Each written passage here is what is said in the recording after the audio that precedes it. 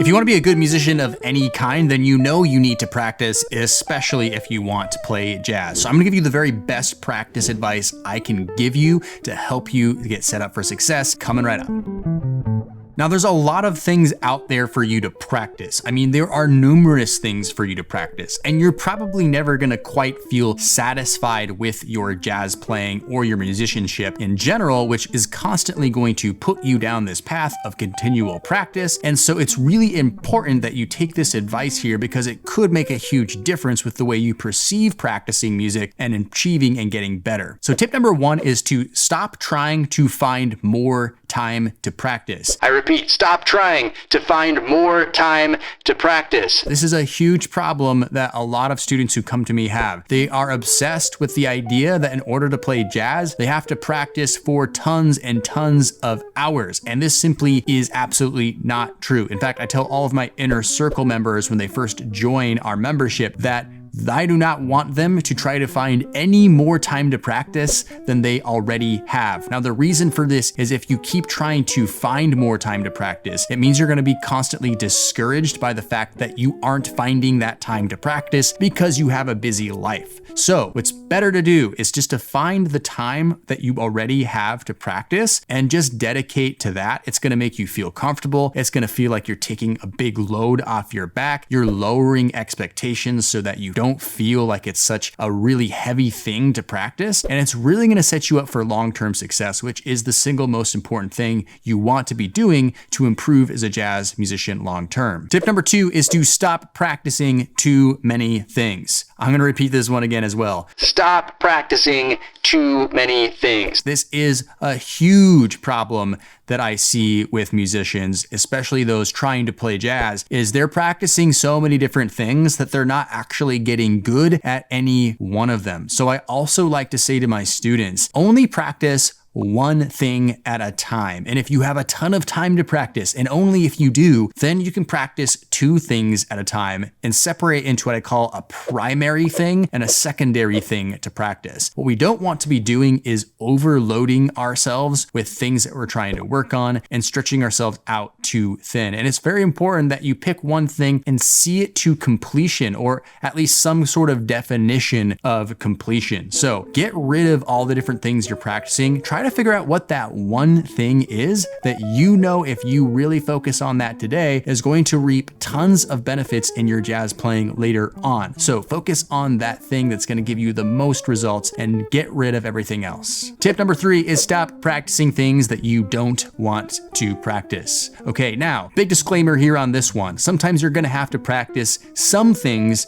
that you don't want to practice because ultimately you're probably not wanting to practice things that you're not very good at. That's just basic human nature. However, if we're spending an abundance of time working on jazz standards we don't really like, working on a jazz solo we don't like, just someone told us to learn it, we're trying to work on something too much to a great degree of frustration, then we're probably not going to stay motivated long term. We're going to stop having as much fun, which completely defeats the purpose, and then you'll end up not practicing at all. So focus a lot of your time practicing on things you are genuinely interested in getting better at and actually enjoy, and you're probably going to see better long-term motivation and results from doing that. Number four is to stop practicing things that you are already good at. Stop practicing things that you're already good at. Again, big disclaimer here is that if you're only practicing things that you aren't good at, then you're probably going to get a little bit frustrated. So you want to definitely put into your practice sessions just playing and having fun, or even considering that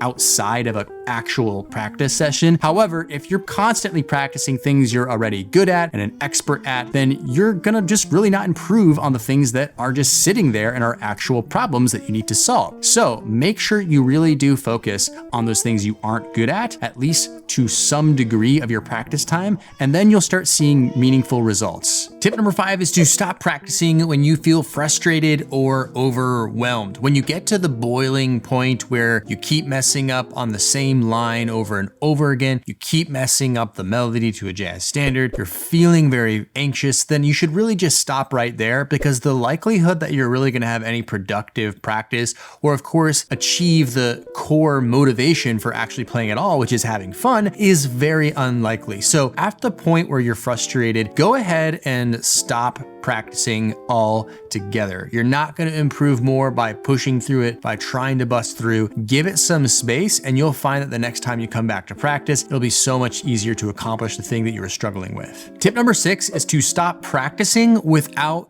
setting up projects. Now, I can't overstate how important projects are when it comes to improving your jazz playing. You always want to have a project going, such as learning one jazz standard in a month, which is something we do in our Inner Circle membership. And the reason why you want to have a project is because it gives you a measurable result that you can go to achieve. So for example, if I say I want to learn one jazz standard in 1 month, we can then work backwards to figure out what we're actually going to be practicing every single time we get to the practice room. We may learn the first 4 bars of the melody by ear with the first practice session and then build on after that. But it also gives you a sense of accomplishment when you finally finished that project and then you move on to the next one. You're able to measure your progress. And when we don't set up projects for ourselves, or goals for lack of better of terms, to actually accomplish, we're going to lose motivation very quickly, because we won't be getting that satisfaction of knowing that we're actually moving the needle. So now, armed with this practicing advice, you may wonder, if I don't have a lot of time to practice, what does an actual practice session look like? So on the screen right now, I have a video to check out. It's a 30-minute practice routine where I really break down what exactly you should do if you only have 30 minutes to practice. So go ahead and click into that one if you want to see something next. Thanks for watching this video. If you liked it, please hit that like button, subscribe to the channel, and we'll see you in the next video.